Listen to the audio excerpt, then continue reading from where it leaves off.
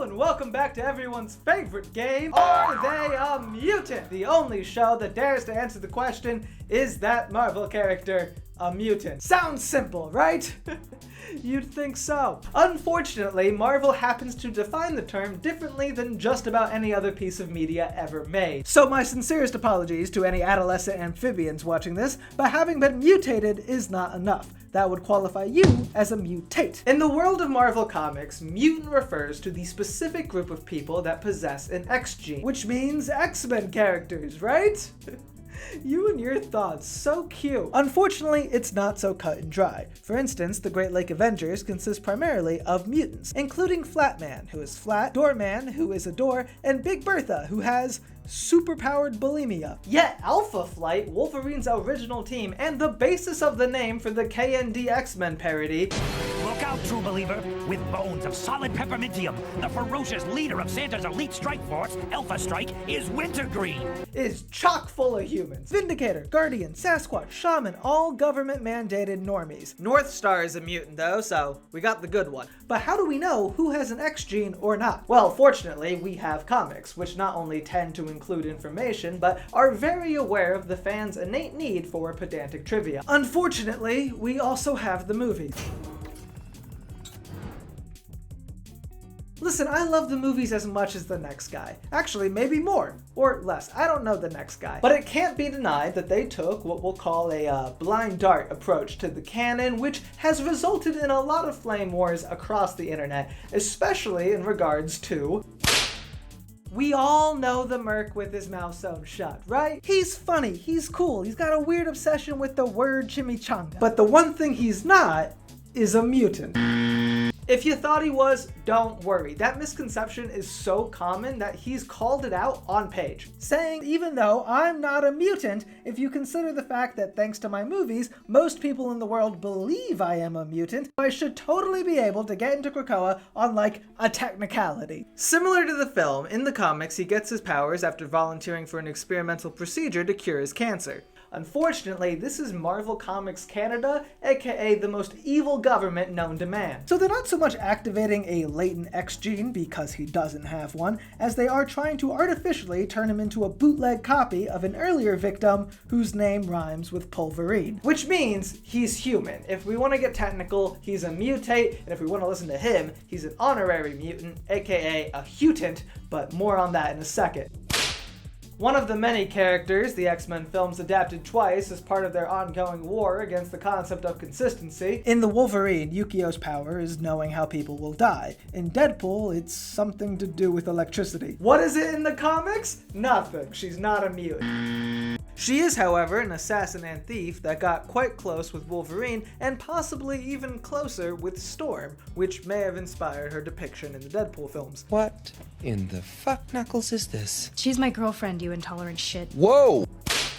A shocking amount of Wolverine's side characters are actually human, including Lady Deathstrike, the only person to ever take the term stiletto nails seriously. She's actually a cyborg in the comics, yet Silver Samurai, the old man in the giant suit from the Wolverine, actually is a mutant.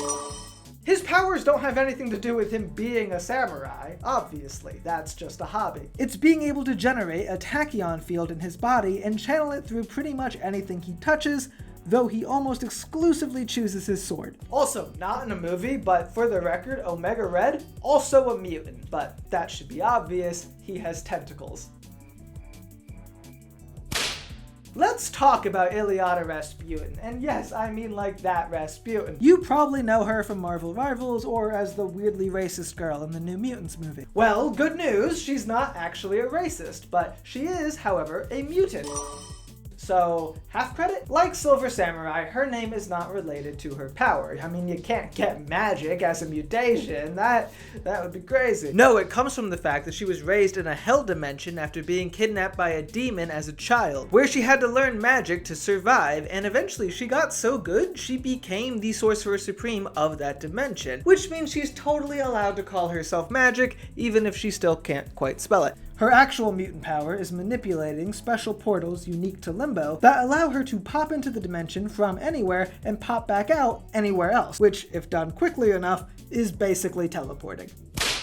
Illyana's teammate on the New Mutants, Wolfsbane, is largely defined by her crippling religious trauma and her literal soul bond with other teammate Danny Moonstar, which again may have inspired her depiction in the film. She is able to turn into a wolf, which admittedly is not that impressive. It's basically just the same thing as being a werewolf, but lame powers are not disqualifying. She is a mutant. Plus, she can do things like control when she transforms and also turn into the midpoint between man and wolf, which is very helpful if you ever want to track down large prey while still having opposable thumbs. Oh, and also sometimes she's 3 wolves. Don't think about it too much. The most fun fact about Juggernaut is that he is Charles Xavier's stepbrother. The second most fun fact about Juggernaut is that he is powered by magic. You heard right, the lean, mean, destroying machine is not a mutant. Nor is he even really a mutate. His powers come from the Crimson Gem of Sidorak, as in the same Sidorak that Doctor Strange evokes when casting this spell, which kinda sorta makes him the avatar of an elder god, but he doesn't really seem to care about that, and frankly, neither should you. The third most fun fact about Juggernaut is that the first 2 facts haven't stopped him from being on the X-Men. Since premiering as one of their first villains way back in the 60s, he's had a little redemption that culminated in joining as a full member back in the 2000s. He's even still serving with them right now. And no, it's not because he has a latent X gene or anything like that. I promise you that is not as prevalent a trope as the internet makes it seem. Which brings me to... not a mutant. Never once even presented as a mutant, but it is such a prevalent fan theory that I feel the need to address it. Listen close. The spider bite did not suppress his mutant genes, nor did it activate any latent X gene. Well, at least not in main continuity. There is a multiverse thing, but there's always a multiverse thing. I mean, for God's sakes, one universe, he's a cartoon.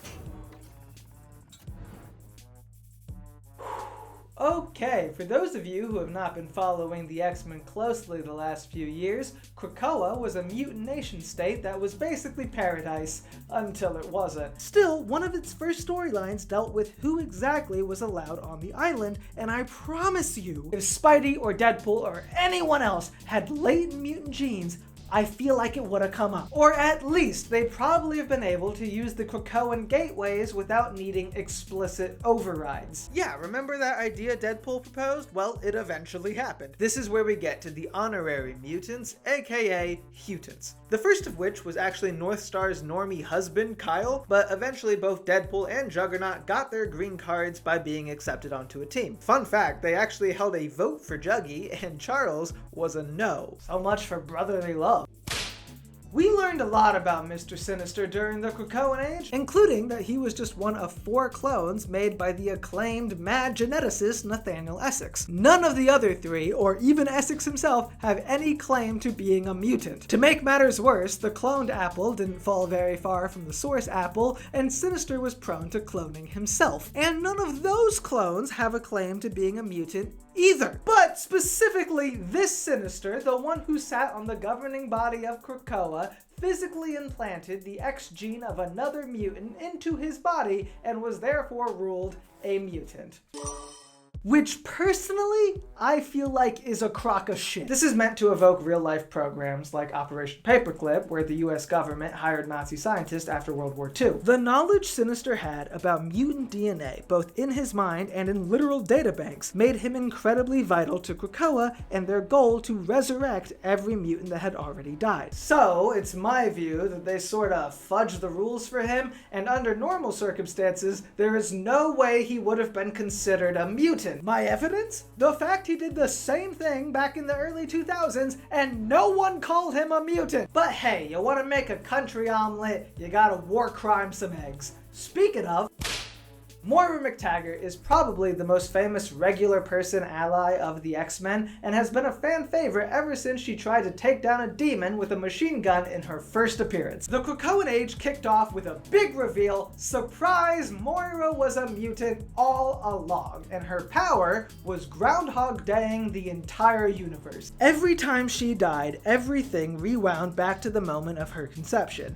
It wasn't a different timeline or anything to do with the multiverse, it was all 616 Marvel, just different saves of it. And everything we've been reading since the 60s happened on the 10th go-around. This was real classic time loop rules, so whatever happened before the loop was not affected. That's how she managed to sustain beef with clairvoyants like Destiny, which is why on Krakoa, Moira tried to ban all future tellers. But it didn't really stick, resulting in the guns getting turned on her. Not a machine gun though, we're talking about the powers go bye-bye-o-matic. The same sort of device famously used on Storm. Technically, did that make Moira a human now? It's as unclear as it is irrelevant because shortly after, she died. Then she came back as an AI consciousness in a robo body and was eventually sequestered in a little pocket timeline where she could grow up without the curse of her powers hanging over her. So for now, I'm gonna say no. You think the X-Men are messy? Meet the Fantastic Four. Specifically, meet Franklin Richards, son of Reed and Sue, who was established as a mutant in the 80s and even listed as being Omega level, that is one of the most powerful mutants in the Krakoan Age. Is he a mutant? Nope. Turns out he was just using his great cosmic power to make himself look like a mutant at the genetic level. Speaking of that Omega list, eagle-eyed viewers might notice the stunning lack of another character often called the most powerful mutant ever, Santa Claus! Now, unsurprisingly, Santa doesn't pop up a ton, and when he does, it's not to discuss what's in his genes. So whether he's not a mutant, or just simply not as powerful as we thought, is still up in the air. He never did make it to Krakoa, but that's okay, he had his own kingdom to run, and he's not the only one. Namor, of course, is the king of Atlantis, usually. He probably spends just about as much time trying to regain the title as he does having the title, but hey, it's the thought that counts. He first appeared in Marvel Comics #1, way back in 1939, and as such predates the concept of mutants by about 25 years. So is he a mutant? Yeah. That's the fun of retcons, baby. You can do whatever you want. He's even called the first mutant, which only makes sense if you know the fact I just told you. But wait, does this mean that Atlanteans can also be mutants? Not necessarily, because Namor is half human. However, the question of whether or not other species have their own version of mutants is worth asking. By me, right now. That's called a transition, babies. Imagine if a member of an evil alien species was, and stay with me here, not evil. We're talking about little to no homicidal tendencies or hive mind activity at all. Would they be considered a mutant? The two most popular examples of this are Warlock and Broo, members of the Technarch and the Brood, respectively. Their existence proves that other species do have their own version of mutants. Whether or not they're still caused by an X gene is unclear, but given that one is a giant robo-boy, I would assume probably not. As for Broo, X-Men editor Jordan White was asked about his X gene after the little monster popped up on Krakoa, but it seems he too is a hutant.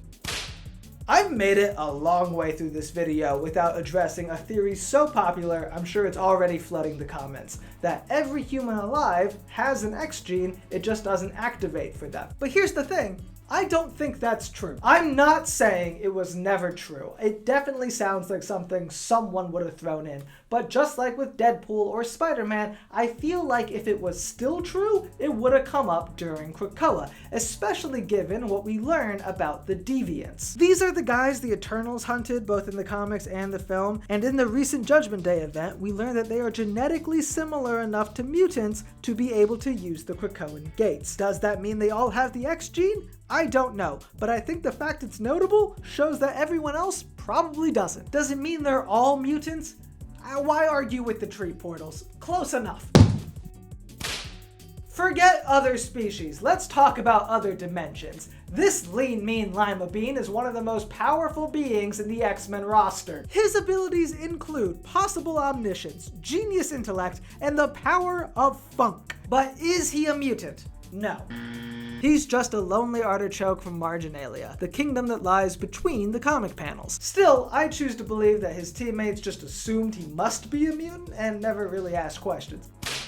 Mojo is a dude without a spine who rules over a pocket dimension called Mojoworld because his superpower is branding. He is decidedly not a mutant. However, the more interesting question comes in the form of Longshot. Like most residents of the Mojoverse, he was artificially engineered by the scientist Arise to be a slave, but he managed to escape to Earth where he became the Proto-Gambit instead. He was cool, charming, and loved to chuck things at enemies. Even Rogue was into him. But it's Dazzler that he had a serious relationship with, and the two of them even have a son. And after some timey-wimey nonsense, you get the guy from Deadpool 2. Shatterstar is a mutant, presumably thanks to his mother. However, it's worth noting that the same timey-wimey nonsense landed him in Mojoworld's past, where he met the scientist Arise, who, you guessed it, used his DNA to create people like Longshot. That's right, folks, the X-Men have their own cute little grandfather paradox. But are all of Arise's creations mutants? And when in doubt, validate their own identity. No. Ugh. Okay. You might remember the Inhumans as that one terrible show, or as the thing that Black Bolt and Medusa are. They were created as an experiment by the Kree, and now function essentially like mutants, in that they have innate powers baked into their DNA. But what happens if someone has both the Inhuman gene and the X gene? Well, it seems like they sort of cancel each other out. That was the case of Luna Maximoff, the daughter of Quicksilver and Inhuman Princess Crystal, who was rendered seemingly a normal human. But let's just get to what we're actually talking about. Back in the day, Marvel had a real problem with money. Namely, they didn't have any, so to rectify this, they sold off the film rights of a lot of their more popular characters, including giving the X-Men and all things mutant to Fox. But just a little later, they started popping off with movies of their own. So, oh no, what are they gonna do? Well, they got bought by Disney and decided to start pushing the characters they could still spin off on their own. Then, just to be real messy, in 2018, Disney bought Fox. Where does that get us? One of the most successful new characters from the Great Mutant Dark Ages, Kamala Khan, was introduced as an Inhuman, which is a group kinda like the mutants, except they suck. Don't come for me, Inhuman fans! I was burned before you! The Inhumans' whole bit is that their powers are activated by contact with something called the Terrigen Mist. Just so happens that same mist is lethal to mutants. Literally, to make more of them, you have to make less mutants. You see what I mean by burned? Anyways, is Kamala an Inhuman? Yes. Is she also a mutant? Surprise, yes. Apparently, because she got hit by the mist before her mutant power kicked in, she's just good to go. How does that work if it's a gene in her DNA? I don't know, ask Franklin Richards. Her inhuman power is being a polymorph, or as she calls it, embiggening. She can stretch and shape her body into practically any form imaginable. She does technically also have a mutant power, but it's currently dormant, and she's in no rush to change that. In fact, after being resurrected on Krakoa, she chose to get hit by the Terrigen Mist again to make it even more unattainable. Meaning her status quo is a lot less damage than a lot of the characters who slid the other way. The most famous of these are Quicksilver and Scarlet Witch, two chaotic little messes of retcons and severe trauma that were introduced as not Magneto's children, quickly retconned to be his children, and then later retconned to actually not be his children after all. Whoopsies! They are currently considered mutates, with their powers being the result of tampering by the High Evolutionary and all sorts of mystical nonsense. Wanda did once try to render all mutants human and this list irrelevant, but just like the X-Men, I have found a way to forgive her. But what does this mean for their kids? As far as Luna's concerned, she lost her title to Kamala. Now she's just half Inhuman, which is nowhere near as special, though not being special was kind of her gimmick anyway. As for Wanda and Vision's kids, Wiccan and Speed, well, they were already complicated because, and I'm not sure if you knew this, but humans cannot have children with appliances, unless of course their favorite hobby happens to be light reality tampering. Still, they were never so much her biological children as the reincarnation of the souls she made in a mad haze. We've all been there. That's why they're Billy Kaplan and Tommy Shepard. Their bodies are the biological children of different families, and those bodies, prior to the most recent retcon, were confirmed to be mutants. That shouldn't really change due to all the mumbo-jumbo I just said, but it is worth noting that when Tommy visits Krakoa, it's implied that he runs. So for now, I'm gonna have to give the whole family a big fat no. A simpler story, only because people care about them less, Cloak and Dagger have always played fast and loose with the term mutant. When they were first introduced, their powers were the result of experimental drugs. However, later they were firmly called mutants, and the drugs seemingly, and I can't believe I'm going to say this, just activated their latent XG. They even had a whole book called The Mutant Misadventures of Cloak and Dagger. But are they mutants? Nope! In 2010, Dr. Nemesis said, "It's very simple, my dear. Mutants have X genes and show up on Cerebro. You haven't, and you don't," which is kind of as cut and dry as it gets. But now that Marvel has the rights back and people are starting to care about them thanks to Rivals, maybe it's only a matter of time. Though one I don't know if we'll ever see walked back is Squirrel Girl. A fellow rising star thanks to Marvel Rivals, you may know her for her gimmick. She is unbeatable. Doesn't matter if she's going up against Doctor Doom, Galactus, or Thanos, she always comes out unscathed and usually with a new friend. She even got Kraven to fight for animal rights. When she was first introduced, it was very clear that she was a mutant. Then she went and joined the Great Lakes Avengers, a team that, as we've already discussed, is chock full of mutants. So much so, they briefly went by the GLX. So is she a mutant? Nope. Despite the fact she was born with her powers and no other reason has been presented, she is, and I'm quoting this exactly here, medically and legally distinct. Because, well, you know why. But we cannot end this list without talking about Gwenpool, a character who is neither a Gwen Stacy variant nor has much to do with Deadpool. Her origin, as originally presented, was being from a world very much like ours and then getting sucked into the comics. That's right, she's a Marvel isekai. And she used her knowledge of the medium to game the system and rise to prominence. After all, she knew that if she wasn't being published, she ceased to exist. This, coupled with Kamala Khan pulling a Doop and assuming she must be a mutant, cause it's not like they're actually fictional, right? Led her to officially retcon herself into being a mutant, which works. She dramatically flings herself through a Krakoan gate and finds all sorts of storylines are now open to her. A tongue-in-cheek way to say, Marvel's back to prioritizing the X-Men, and that's where you want to be if you're afraid of getting shelved. But is she a mutant? No one on her Earth can prove she's not.